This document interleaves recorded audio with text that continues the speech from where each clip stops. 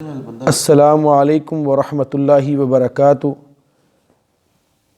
آج کے درس قرآن کے اندر آپ کے سامنے سورۃ الدہر کی آیت نمبر 29 اور 30 کی وضاحت کی جائے گی۔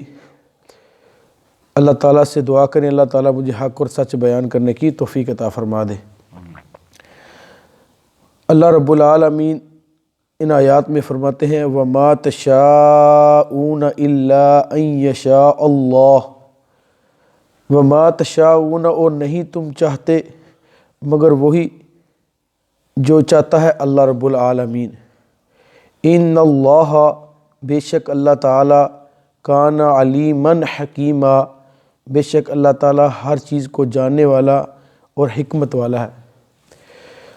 تو اس آیت میں اللہ رب العالمین نے دو کیٹیگریاں بنائی ہیں، ایک انسانوں کی کیٹیگری ہے اور ایک اللہ رب العالمین کی اپنی ذات کی۔ تو اللہ تعالیٰ انسان کو یہ کہہ رہے ہیں کہ انسان، ایک سوچ انسان کی ہے، ایک اللہ تعالیٰ کی ہے، اور آج ہم جو کچھ کر رہے ہیں معاشروں کے اندر یہ ہماری اپنی سوچ ہے، جس کی وجہ سے آج ہمارا سارا معاشرہ تباہی اور بربادی کی طرف جا رہا ہے۔ ہم کیا چاہتے ہیں؟ ہم دنیا چاہتے ہیں۔ اللہ تعالیٰ کہتے ہیں ایک انسان تیری چاہت ہے، ایک میری چاہت ہے۔ انسان ہوگا وہی جو میری چاہت ہے۔ تو اس لیے انسان کو چاہیے کہ وہ اپنی چاہتوں کو چھوڑ کر کس کی چاہت کو اپنا لے؟ اللہ رب العالمین کی چاہت کو اپنا لے۔ اللہ کی چاہت کیا ہے؟ اللہ نے اپنی چاہت، اس کی صورت اللہ تعالیٰ نے وحی جلی قرآن، وحی خفی رسول اللہ صلی اللہ علیہ وسلم کے فرمان کی شکل میں، ان الدین عند اللہ الاسلام کی شکل میں اللہ تعالیٰ نے اپنی چاہت ہمیں دے دی ہے۔ اب اللہ تعالیٰ کا اس میں ایک رنگ ہے، اللہ تعالیٰ نے اپنے بندے کی ایک شکل بنائی ہے، اس میں اللہ تعالیٰ نے ایک ایک چیز کے اندر اللہ نے اپنی چاہت بیان کر دی ہے۔ اور آج ہم جو کر رہے ہیں، ہم کس کو چاہتے ہیں؟ اللہ تعالیٰ نے جو دین ہمیں دیا ہے، اللہ نے اس میں اپنی ایسی چاہت پسند کیا ہے جس میں انسان دنیا میں بھی کامیاب ہوتا ہے، قبر میں بھی کامیاب ہوتا ہے اور حشر میں بھی کامیاب ہو جاتا ہے۔ اور آج ہم نے جو اپنی چاہتیں بنا کے رکھی ہیں، اس میں ہم صرف اور صرف دنیا کی ظاہریت کو دیکھتے ہیں، اور ایسی ظاہریت کو دیکھ رہے ہیں جس میں ہم دنیا میں بھی کامیاب کوئی نہیں۔ اور بالکل اگر ہم دنیا میں کامیاب نہ ہوئے، میرے بھائیوں یہ بات یاد کر لیں، اگر ہم دنیا میں کامیاب نہ ہوئے تو ہم کبھی بھی قبر میں کامیاب نہیں ہو سکتے، ہم کبھی حشر میں کامیاب نہیں ہو سکتے۔ تو اللہ تعالیٰ کی چاہت کو ذرا بھی دنیا میں اپنا کے دیکھیں۔ اللہ تعالیٰ نے جس دور میں بھی، جس بندے نے بھی اللہ تعالیٰ کی کتاب پر عمل کیا ہے، نبی صلی اللہ علیہ وآلہ وسلم کی سنت پر عمل کیا ہے، جو بھی اس قرآن کے ساتھ لگ گیا، اللہ نے اسے عزتیں عطا فرمائی ہیں، اللہ نے اسے برکتیں عطا فرمائی ہیں۔ اللہ تو جو بندہ یہ سمجھے کہ میرے اعمال دنیا میں قبول ہو رہے ہیں کہ نہیں ہو رہے، وہ انسان اپنی زندگی میں چند چیزیں نوٹ کرے۔ ان میں پہلی چیز یہ نوٹ کرے، کیا اس کی زندگی میں برکت ہے، سکون ہے، فضل ہے، رحمت ہے؟ اگر ہم ان چیزوں کو نوٹ کریں، ان چیزوں کو دیکھیں، تو آج ہمیں جو ہم نے اپنی چاہتیں بنا کے رکھی ہیں، آج ہمیں ان کے اندر یہ چیزیں نظر نہیں آتی۔ تو یہ اعمال کے قبول ہونے کا سب سے بڑا ذریعہ کہ انسان کی زندگی میں اللہ رب العالمین سکون اور رحمت اور فضل اور انعام عطا فرما دیتے ہیں۔ اور آج ہماری زندگی میں ٹینشنیں دن بہ دن بڑھ رہی ہیں، مسائل دن بہ دن بڑھ رہے ہیں۔ تو اس کی وجہ کیا ہے؟ اس کی وجہ کہ ہم نے اپنی چاہتوں پر عمل کرنا شروع کر دیا۔ آج ہماری چاہت تھی نا، وہ کام جو بغیر پیسوں کے ہوتا تھا، نکاح، آج ہم اس کو 15 لاکھ تک لے گئے، اور اس سے پورے معاشرہ، پورے کا پورا معاشرہ، پوری سوسائٹی ڈسٹرب ہوگی۔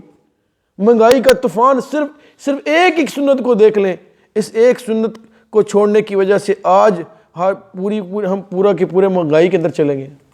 پھر اس کے ساتھ سب سے بڑی اریانی ان شادیوں کے اوپر، پھر اس سے بڑھ کر ہندوؤں کی رسمیں، ان کو بڑی ڈیٹیل کے ساتھ بڑے پیسے خرچ کر کے ہم وہ ساری کرتے ہیں۔ آج اس کی وجہ سے ہم پھنس چکے ہیں۔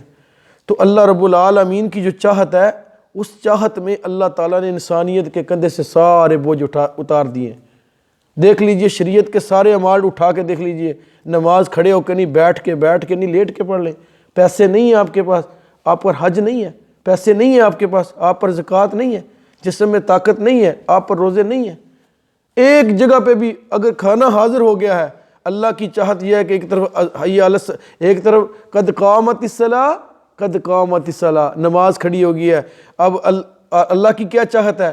بندے کو بھوک لگی ہے، اللہ کی چاہت یہ کہ بندہ کھانا کھا لے۔ اللہ نے کسی ایک معاملے میں بھی ہمارے اوپر کوئی بوجھ نہیں ڈالا۔ تو آج ہم کیوں پھنس چکے ہیں کہ ہم اپنی چاہتوں کے پیچھے چل پڑے ہیں۔ آج ہم اپنی شکل و صورت اپنی مرضی سے بناتے ہیں، اپنا لباس اپنی مرضی سے بناتے ہیں۔ اس طرح ایک ایک کام کو اٹھا کے دیکھیے میرے بھائیو، اللہ رب العالمین فرماتے ہیں وَمَا تَشَاءُونَ إِلَّا أَن يَشَاءَ اللَّهُ، فرمایا جو تم چاہتے نہیں تم چاہتے مگر وہی ہوتا ہے جو کچھ کون چاہتا ہے؟ اللہ رب العالمین چاہتا ہے۔ تو اس لیے جب بھی کوئی کام کرنا ہو تو اس کے اپنے سامنے رکھیں، قرآن کو رکھیں، نبی صلی اللہ علیہ وسلم کی سنت کو رکھیں، اور ہر آنے والے کام میں جو کل آپ نے کرنا ہے آپ اس میں انشاءاللہ کا لفظ بھی بولا کریں۔ اللہ تعالیٰ کی منشا کو کسی کے ساتھ وعدہ کریں تو ساتھ کہہ دیا کریں انشاءاللہ، کس نے چاہا؟ اللہ نے چاہا تو ہم کریں گے۔ تو ہوتا وہی ہے جو میرے بھائیو اللہ تعالیٰ چاہتا ہے۔ اس لیے انسان کو چاہیے کہ وہ اپنی چاہتے، اپنی خواہشیں، اپنی مرضیاں چھوڑ کر کس کی مرضی پر چلنا شروع کر دے؟ اللہ اور اس کے رسول کی مرضی پر چلنا شروع کر دے۔ اسی میں ہماری دونوں جہان کی کامیابی ہے۔ کیوں کہ آگے اللہ تعالیٰ فرماتے ہیں ان اللہ کان علیما حکیما، کہ بے شک اللہ تعالیٰ ہر چیز کو جانتا ہے۔ اللہ نے ہمیں بنایا نا، اب ہم اپنی چاہت میں آگے پھنس رہے ہیں۔ اللہ کی ہر چاہت میں آگے جا کے کیا ہو رہا ہے؟ فائدہ ہی فائدہ ہے، سکون ہے، رحمت ہے، برکت ہے، لڑائیاں نہیں ہوں گی۔ یعنی کہ ایک ایک عمل کو دیکھیے، جتنے شریعت میں اللہ تعالیٰ نے ہم سے جو منہیات کی ہیں، ہم سے شراب منع کی ہے، اس میں ہمارا فائدہ ہے۔ آپ شراب پی لیں گے، آپ کے سامنے ماں بہن بیٹی کا فرق ختم ہو جائے گا۔ آپ دودھ پئیں گے، اللہ تعالیٰ آپ کو برکتیں دے گا۔ اللہ نے جتنی پردے کا احکامات ہیں، اگر اللہ نے ہمیں پردے کا حکم دیا ہے، عورتوں کو پردے کا حکم دیا ہے، ہمیں بھی حکم دیا ہے، تو اگر ہم اس سے عمل کریں گے تو کبھی بھی زمین کے اوپر زنا نہیں ہو سکتا۔ زنا ہمیشہ اس وقت ہوتا ہے جب عورت کو معاشروں کے اندر سے باہر نکالا جاتا ہے، گھروں سے باہر نکالا جاتا ہے۔ عورت ناقص العقل ہوتی ہے، ناقص الدین ہوتی ہے، پھر اس کو امامت کے طور پر دنیا پیش کر رہی ہے۔ آج ہم بھی یہود و نصارہ کے پیچھے لگ کر عورت کی امامت کے لیے محنت کر رہے ہیں، اس کو اپنے گھروں سے نکال رہے ہیں۔ تو اللہ تعالیٰ کا جو سسٹم ہے، اللہ کا جو نظام ہے، علیما، اللہ جانتا ہے کہ کہاں کہاں کون سی چیز بہتر ہے۔ اللہ نے مرد کو الرجال قوامون علی النساء، اللہ نے حاکم مردوں کو بنایا ہے، عورتوں کو نہیں بنایا۔ آج ہم عورت کو حاکم بنا رہے ہیں۔ یورپ کی کیوں تباہی ہو گئی، کیوں بربادی ہو گئی؟ کہ آج یورپ میں عورت کو زیادہ ترجیح دیتی ہے مرد کے اوپر۔ آج وہ یہی قانون پاکستان کے اندر بھی لانا چاہتے ہیں۔ تو اس لیے میرے بھائیوں کبھی بھی یاد رکھیں، اللہ نے جو سسٹم بنایا ہے، جو نظام بنایا، اس میں ہماری ہر چیز میں فائدہ ہے۔ آگے فرمایا حکیمہ، اللہ حکیم ہے اور دنا حکیم ہے۔ اللہ ہماری نفس کی روح کو جانتا ہے، اللہ ہماری بیماریوں کو جانتا ہے، اللہ ہماری پریشانیوں کو جانتا ہے، کیونکہ اسی نے بنایا ہے۔ تو ہمارا علاج بھی اصل کس کے پاس ہے؟ اللہ تعالیٰ کے پاس ہے۔ آج ہم پھنس چکے ہیں اس کی وجہ کہ ہم نے اللہ کی تشاء کو چھوڑ دیا ہے، ہم اپنی تشاء پر چل رہے ہیں۔ تو اللہ تعالیٰ نے جو تشاء بنائی ہے اللہ اس میں جانتا ہے، اللہ اس کی بلائی کو، اس کے ایک ایک سسٹم کو، نظام کو جانتا ہے۔ تو میرے بھائیو اللہ تعالیٰ فرماتا ہے کہ آگے اللہ نے فرمایا، کیا فرمایا؟ کہ جو اللہ کہتا ہے میری تشاء پر چلے گا، میرے سسٹم پر چلے گا، میرے نظام کو اپنائے گا، میں کیا کروں گا؟ فرمایا یدخل من یشاء، وہ داخل کرے گا جس کو چاہے گا، فی رحمتہ، اپنی رحمت کے اندر شامل کرے گا۔ تو اللہ تعالیٰ کی رحمت برس رہی ہے، اللہ تعالیٰ کی رحمت ہر جگہ ہر وقت برس رہی ہے، لیکن ہم اللہ کی رحمت میں نہیں ہیں۔ جس طرح نبی صلی اللہ علیہ وآلہ وسلم نے فرمایا بارش ہوتی ہے، نیچے 3 طرح کے لوگ ہوتے ہیں۔ ایک وہ لوگ، بارش بھی اللہ کی رحمت ہے نا، ہم اس کو ذرا ٹیلی کر کے دیکھ لیتے ہیں۔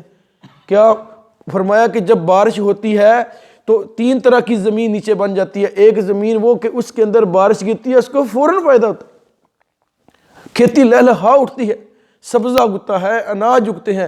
فرمایا یہ وہ زمین ہے جو بارش سے سب سے زیادہ فائدہ حاصل کرتی ہے۔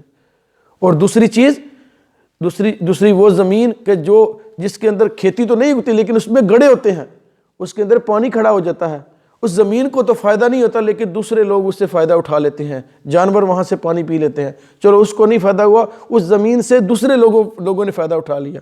اور تیسری زمین وہ ہوتی ہے جو میرے بھائیو چٹیل میدان کی طرح ہوتی ہے، چٹیل چٹان کی طرح ہوتی ہے کہ بارش اس پر گرتی ہے اور وہاں سے وہ پھسل کر دور چلی جاتی ہے، نہ اس کو فائدہ آتا ہے، نہ وہاں سے کوئی فائدہ حاصل کر سکتا ہے۔ اسی طرح اللہ تعالیٰ کی رحمت ہر وقت برس رہی ہے۔